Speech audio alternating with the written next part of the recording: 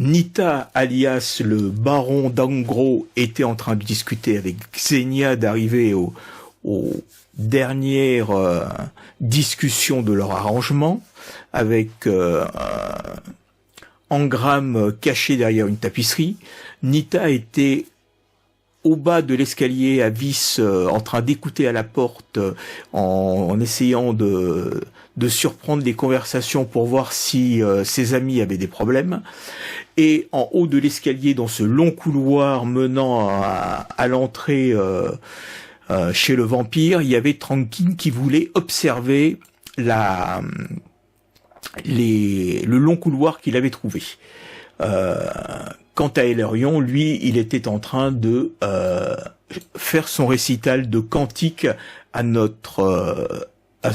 son nouvel ami Victor, avec lequel il s'entendait très bien.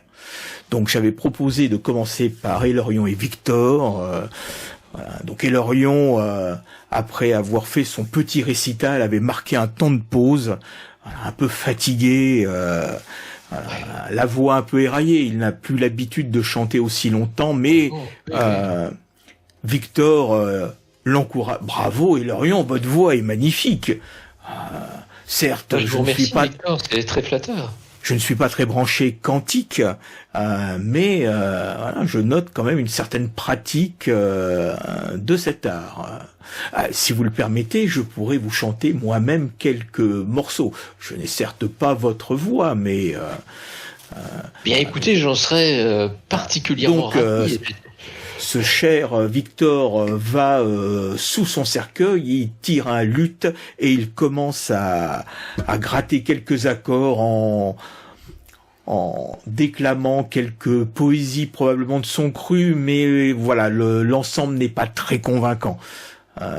C'est un peu dissonant, il ne maîtrise pas trop les accords entre les accords de son luth et de son chant. Je dirais pas que c'est assez diphonique, mais bon, voilà, c'est pas très très bon. Voilà. Et donc j'essaie de prendre mon air le plus focus possible pour lui dire c'était très impressionnant. Vous êtes très doué. Ce n'est pas facile de chanter et de jouer d'un instrument de musique, pourtant. Vous en êtes très bien sorti, mon cher Victor. C'est-à-dire que j'ai beau m'entraîner, mais voilà, quand on est un peu seul et délaissé, Xenia ne goûte pas trop ce genre de choses, donc voilà, je dois répéter seul, et c'est vrai que d'avoir un auditeur aussi assidu que vous, c'est vraiment merveilleux. Et tout le plaisir était pour moi. Voilà. Donc pendant ce temps-là, Trankin, lui, est entré dans le couloir où il s'aperçoit qu'en fin de compte, les portes, ce sont plutôt des portes de prison, de geôle. Ce sont tous d'épaisses portes en chêne, renforcées de métal, avec au milieu de la porte ce qui ressemble à un Judas. Donc, Trankin, tu regardes par les Judas des différentes portes. Ouais, alors juste avant, Sam, il voulait faire sa main. Tout à fait. Sa main de mage, voilà. Non. Donc sa main de mage qui s'est matérialisée à peu près à cet endroit-là, voilà, et qui te fait des signes, tout va bien. À distance. Voilà, il fait un peu le guet. Donc moi je fouille les cellules, enfin je regarde dans chaque Judas de cellules la recherche éventuellement du roi s'il est emprisonné par là, quoi. Absolument, d'accord. Donc je fouille des portes, je prends les premières et puis j'enchaîne. Donc les deux premières sont vides. Tu fais les deux suivantes, donc dans celle-ci tu vois que à l'intérieur, au moment où tu ouvres le Judas, tu as quelque chose qui bouge violemment et qui tire sur des chaînes accrochées. Voilà, tu te recules un peu stupéfait et là tu vois qu'il y a quelque chose qui ressemble à un autre zombie comme ceux qui servaient Xenia. La seule différence, c'est qu'il a les traits tirés, il a l'air d'avoir un rictus, il bave un peu, et il tire, dès qu'il voit cette lumière, il tire sur les chaînes qu'il entrave au mur et qu'il essaye de se diriger vers la porte en furie. Donc, Alors, après un léger mouvement de recul, je regarde si par hasard il n'a pas des habits de roi ou de Non. noble. pas du tout. Non. Il porte la livrée, une livrée un peu en lambeaux comme celle des autres serviteurs de Xenia. Donc, je pars fouiller les autres pièces. Je me dis que c'est pas le bon. D'accord. Donc dans les deux pièces, dans les deux geôles suivantes, il n'y a rien. Voilà. Et il reste juste celle qui est tout en haut, au fond. Et là, quand tu ouvres, tu écoutes juste un râle étouffé. Et tu vois une silhouette qui est assise dans un coin, qui a l'air d'être entourée d'énormes chaînes. Elle ouvre une bouche, mais il y a aucun son qui sort de sa bouche. Alors au début, tu penses qu'il a les bras enchaînés le long du corps, mais une fois que tes yeux se sont habitués à la lumière, au faisceau de lumière qui passe à travers le Judas, tu vois plutôt qu'il a plus de bras et que la chaîne lui entoure tout le torse, sans bras donc. Et il fait aucun mouvement, il reste un peu assis au sol en poussant ses gémissements. Donc là, le zombie a l'air un peu vieux, tout ça. Je me dis que ça doit pas être non plus la personne que je recherche. Donc je perds pas de temps parce que je sais pas combien de temps j'ai. Donc je pars fouiller l'autre côté. L'autre côté. Ouais. Donc l'autre côté. Et je regarde si la main m'indique, me fait un signe. Non, pour l'instant, elle est toujours calme et elle ne t'indique rien. Donc le côté, c'est un peu la même disposition, un long couloir avec 7 portes. La seule différence, c'est que les portes là ne disposent plus de Judas. S'il y en a eu un, il a été retiré. Et en ouvrant la première, tu vois que ce qui était des geôles avant avec des paillasses sales sur le sol, là sont plutôt des petites chambres d'invités richement décorées avec un bon lit, une commode avec un nécessaire de toilette, une petite chaise, voilà, un beau tapis sur le sol. Donc là, mon instinct de voleur prend le dessus et je me permets une petite fouille. Voilà. Tu fouilles, mais tu ne trouves rien d'intéressant. Voilà. Et donc, pendant que tu fouilles, nous revenons au boudoir où le Nita, alias le baron d'Ardgros, termine sa conversation avec Xenia, où Xenia a promis de lui trouver une épouse avec des terres pour pouvoir rétablir son prestige. Voilà. Et à ce moment-là, donc Nita note que Xenia fait quelques gestes comme ça. Il se sent un petit peu, un tout petit peu, comment dirais-je, confus. Mais ça ne dure qu'un instant et voilà, son esprit fort prend le dessus. Engram, par contre, lui qui était un peu à l'abri derrière sa tapisserie, qui cherchait à se faire oublier, est complètement sous le charme de Xenia et se dit que c'est vraiment une femme merveilleuse et qu'il a beau aimer la nature, courir dans les bois, la liberté, les animaux, avec une femme comme ça s'occupant de lui, voilà, il serait le plus heureux des hommes. Voilà. Et donc Xenia, sur ce, eh bien Baron, si nous pouvions continuer cette conversation de manière un peu plus en tête-à-tête, si on peut dire, si vous voulez bien me suivre. Et elle se dirige vers la porte gardée par 2 zombies qu'elle ouvre, voilà, et elle disparaît à l'intérieur. Et donc je la suis. Voilà. Donc tu la suis. Sam, lui, de son côté, tu entends bien que y a une porte qui s'est ouverte et qui se referme. Mais comme ma porte à moi n'est pas, ne bouge pas. Exactement. Je vais rien faire du coup. Voilà. Et donc,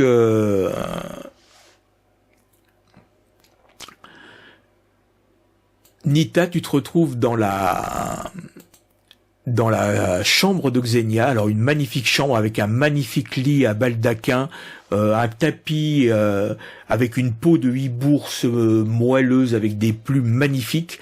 Et voilà, ici, tu vois une magnifique baignoire avec des flancs en nacre, des dorures et tout ça, et qui a l'air d'être remplie d'un liquide légèrement fumant avec des petits pétales de rose dessus.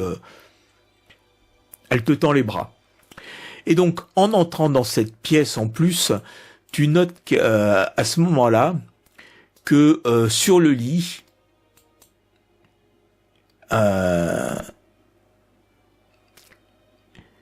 il y a un jeune homme, mais plutôt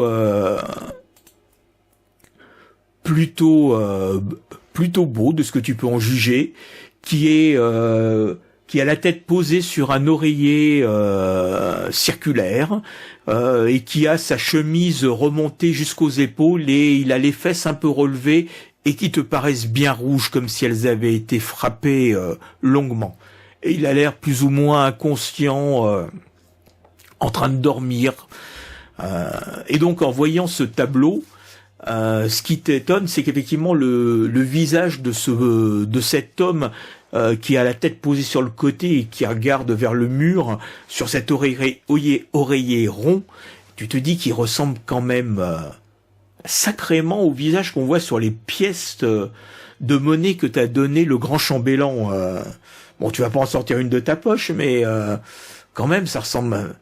Et petit à petit, en quelques secondes, l'idée fait son chemin dans ton cerveau. Le type étendu sur le lit est probablement le roi, ou en tout cas, il a le même visage. Ok. Voilà. Attends, parce que juste précision, il a les fesses rouges comme s'il avait pris une fessée dans un acte sexuel ou comme s'il était torturé? Il n'a pas l'air. Non, c'est voilà plutôt une petite domination, mais pas forcément de la torture. Ah, d'accord. Je croyais qu'il était. Non, elles ne sont voilà, elles ont juste été un peu martyrisées. Et donc mon cher baron, t'indique Xenia, en se dirigeant vers la baignoire, elle dit: je pense que le voyage vous a fatigué et nous allons poursuivre cette conversation dans un bain délassant et nous pourrons aller au fond des choses et nous occuper des détails. Et ce faisant, tu vois que d'un geste délicat, elle dégrafe sa robe qui tombe sur le sol et elle se retrouve dans le plus simple appareil devant toi et elle se dirige vers la baignoire et elle entre gracieusement dans la baignoire et se glisse dans l'eau qui a l'air divine. Bon, je vais rester quand même sur ma première impression. Tant pis, hein, le choix a été fait. Donc je fais mine d'être charmé. Et donc je la flatte autant que je peux et je lui propose, comme maintenant je vois sa peau et ses muscles, je la sens, je lui dis qu'elle semble nouée, qu'elle est un peu tendue et je lui propose évidemment un massage. Voilà. C'est vraiment, baron, on vous a initié à ce genre de pratique. Alors, bien sûr, je suis moi-même très pratiquant. J'ai un membre de mon groupe, le prêtre, vous savez, celui qui chante actuellement avec Elérion, me masse régulièrement. J'aime beaucoup ça venant d'un homme. Il a le dos large, le prêtre. Un peu fort. T'es pas là. Et il m'a appris deux, trois techniques dont je pourrais vous faire profiter, évidemment. Si vous le désirez, bien sûr. Bah, écoutez, pourquoi pas? D'accord, donc... Mettez-vous à l'aise, baron, mettez-vous à l'aise. Je je me glisse derrière elle. Je vois donc dans un premier temps ce que j'ai perçu, en tout cas, c'est que mon roi était en danger, le roi pour lequel j'étais embauché, et qu'il fallait que je le sauve de là et qu'il pouvait pas rester dans ces conditions. Et donc, je considère donc Xenia comme mon ennemi, comme une mutileuse de roi, presque une régicide, et donc elle mérite la mort. Je me glisse donc derrière en entamant un massage pour la détendre le plus possible. Puis, je rassemble mon ki, je me concentre tout ce que je peux, et je lui envoie un déluge de coups dans la nuque, dans le dos, dans son bain. Alors, je vais juste te demander, dans un premier temps, un petit test de médecine. Voilà. De médecine. Voilà, parce que je considère que les premiers massages, tu lui fais dans un... Bon, allez. Non, mais bon, allez. Ah, là, c'est le jeu, hein, oui, mais là, c'était suite à une erreur de ma part. Relance-le, là. Et non, et puis, ce que tu as obligé de faire, c'est... Non. Lui, il va relancer. Attends, non. Il faut que tu le lances avec un avantage. Parce que... d'accord, ok. Oui, parce que je suis dans le dos. Tu es derrière elle. Voilà. Okay. Voilà, donc... Alors, il y a de la chance que pour les escrocs, moi, je vous le dis. Est-ce que tu test secret? Non, pas secret, tu peux le mettre à tout le monde, mais tu mets bien avantage. Secret, il y a que moi qui vais le voir, donc c'est pas... Voilà. Donc je coche avantage. Voilà. Pour moi, c'est critique d'un massage, c'est un bon coup de coude. 20, bim. Donc là, tu commences à la masser, tu la prends au niveau de la nuque, tu la masses bien, tu remontes. Baron, j'avoue que votre technique est très au point. C'est vraiment divin. Alors je lui glisse à l'oreille, et vous n'avez encore rien vu. Voilà. Et je lui envoie le déluge de coups dans sa gueule, dans sa nuque. En dépensant un ki, donc. Ok. Et donc là aussi, tu refais ton test d'attaque avec un avantage. Alors attends, ce que j'ai cliqué dessus, c'est rien passé. Ah, J'ai vu que le test de médecine. Ouais, mais tu vois, il est dans le chat. Quand j'ai cliqué dessus. Ouais, il déluge de coups. Ouais, ça fait déluge de coups. Ah ouais, oui, d'accord. Donc dans ce cas-là, fais dans combat, fais arts martiaux. Arts martiaux, ok. Voilà. Et donc avantage. Avec avantage. Clique, c'est super, on croise les doigts. 20, bim, allez. Attention, parce que ça c'est que ton premier coup. Ça, c'est que oui, j'en ai droit à un autre. Donc là,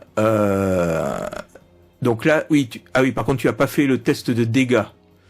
Alors non, mais c'est déluge de coups. Je crois que j'en ai plusieurs du coup. Pas comme dans. Mais normalement, tu sais, c'est quand tu lances le, tu peux refaire le test. De toute façon, on s'occupera pas. Alors qu'est-ce que là, je considère que t'as fait refais l'attaque et tu dois avoir oui, et tu dois avoir une petite case dégâts qui doit apparaître dans la fenêtre qui apparaît. Non. Non, j'ai avantage, désavantage, test secret, continue. Oui, non mais là, vas-y, relance. Au moment où la fenêtre de résultat va s'afficher. Dans la fenêtre de résultat, oui. Ouais. Ah oui, dégâts. 4 max. Allez. Oui, mais par contre, j'en ai plusieurs normalement. Donc c'est déluge de coups. Oui, mais attention. Normalement, t'as des signes. Parce que plus tu fais des déluges de coups au début, t'as pas forcément les mêmes bonus à l'attaque. Donc là, donc de toute façon, t'as fait un dégât critique, donc c'est multiplié par 2. Ah, et un point de ki pour effectuer 2 attaques à main nue. Donc c'est 2 attaques. Donc de toute façon, là, je considère que tu as fait 16. Sur une des attaques. Sur une des attaques. Et donc je fais la deuxième. Tu fais la deuxième. Et les dégâts de la deuxième. Et toujours avec un avantage, parce que de toute façon, là, elle a même pas eu le temps de... Attends, parce que il y a le déluge du coup qu'en fait 2, plus mon attaque normale. Donc normalement j'ai 3 attaques. D'accord. Alors avantage. Hop. Ah, il veut la tuer, hein. Ah non, mais voilà. Dégâts, je clique sur dégâts, 4 encore, allez. Et donc, je reclique sur arts martiaux Oui. pour faire la Oui. troisième. Ah, 5, ça fait 10. Non, on voit qu'il s'essouffle vite, hein, quand même. On pense s'acheter le landais avec finition. Petit cardio. Du coup, je fais un dégât sur la troisième ou pas? Oui, il fait un dégât sur la troisième. Balance slash. Je le relance en fake. Et je fais mon dégât. C'est dommage. Voilà. 3. Donc ça fait 7. Donc ça fait 16 et 7. Elle va Donc- avoir mal à la nuque demain. En mal au cul, ouais, surtout. Donc là, avec ce déluge de coups, tu lui as complètement brisé les cervicales. Donc elle a ouvert la bouche, tentant de respirer, et voyant qu'elle faisait un effort désespéré, voilà, tu lui as plongé la tête dans l'eau pour abréger ses souffrances. Yes. Grand humaniste. Et au bout d'une dizaine de secondes, les bulles ont cessé. Ok. Donc là, je me précipite. Je m'assure que vraiment, il y a aucune chance que je sais pas. Je vais pas lui arracher le cœur ou un truc comme ça, une mort vivante. Ou c'est pas une mort vivante en plus. Ça ressemble pas à une mort vivante. Non, c'est un démon. Bah j'en sais rien. Bon alors je prends la couverture Gobours là et je la mets sur la baignoire et D'accord. pour cacher le cadavre et j'essaye de réveiller le roi.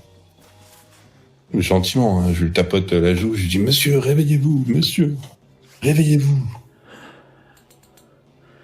Oui. Oh, non. Pas déjà, non. Oh, Xenia, arrêtez. Arrêtez, c'est insupportable, je n'en puis plus. Monsieur, je suis là pour vous sauver, venez.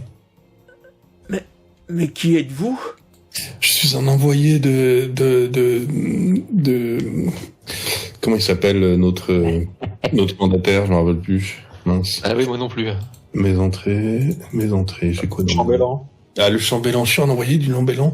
Du Horace. chambellan pour vous sauver. De Horace. Horace, Allez, venez, monsieur, maintenant, il est temps d'y aller.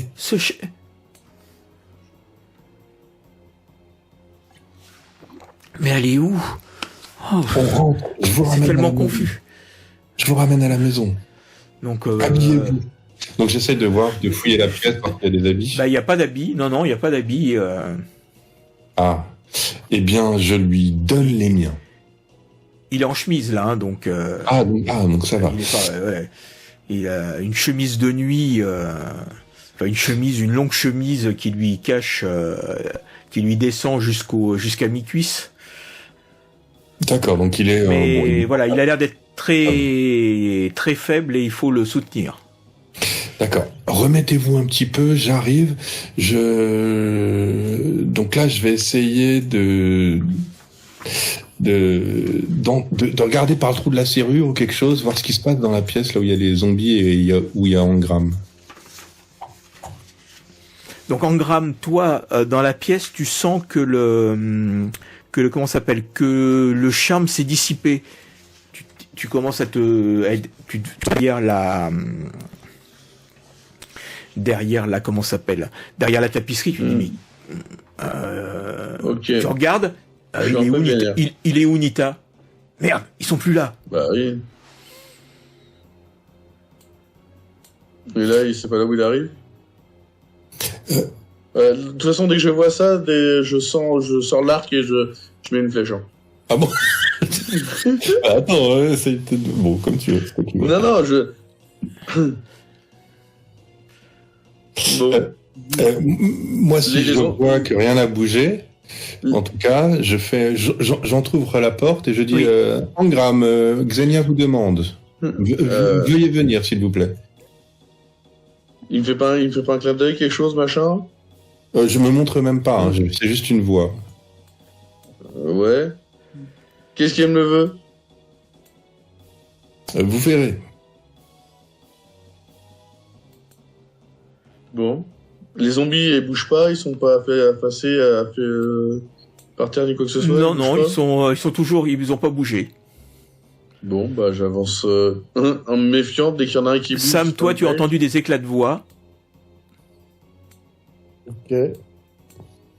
Donc moi je me dirige, je sais, il y en a un qui bouge, qui fait le pas de trop et il se prend une flèche. J'en trouve la porte cependant pour regarder ce qui se passe à l'intérieur.